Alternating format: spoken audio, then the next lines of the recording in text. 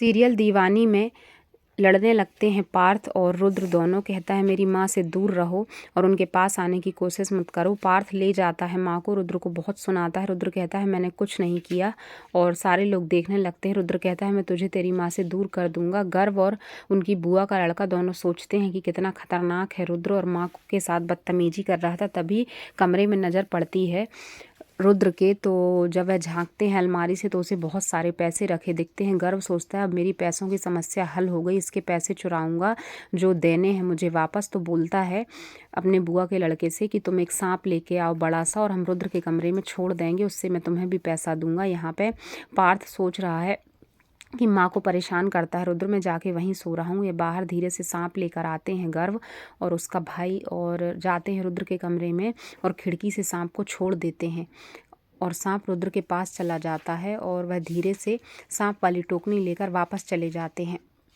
और देखते हैं कि सुबह होगी तो रुद्र नहीं दिखेगा। रात में मीरा को प्यास लगती है, वह पानी लेने बाहर जाती है तो उसे खिड़की से रुद्र के ऊपर सांप बैठा हुआ दिख जाता है। वह सोचती है अगर मैंने ये सांप नहीं हटाया तो रुद्र को काट देगा और रुद्र की जान खतरे में आ जाएगी। तभी वह जाती है सांप हटाने के लिए धीरे से, तभी रुद्र की नींद खुल जाती है और वह खुद अपने हाथ से सांप उठाकर फेंक देता है और बच जाता है। मीरा का हाथ पकड़ता है और उसे धन्यवाद देता है। उसी हाथ पकड़ने में धीरे से कंगन उतार लेता है। सुबह पूजा की तैयारियां चल रही हैं, गोवर्धन पूजा की।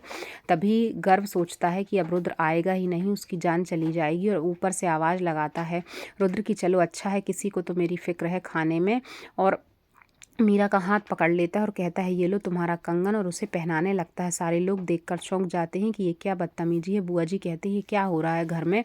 पार्थ आता है तो उसे कहता है देखो तुम्हारी नाक के नीचे क्या हो रहा है, कंगन कहाँ से आया। पार्थ पूछता है तुम्हारा कंगन इसके पास कहाँ से आया। माँ जी भी पूछने लगती हैं तो बोलती है कि इसके कमरे में सांप था और मैंने भगाया है रात में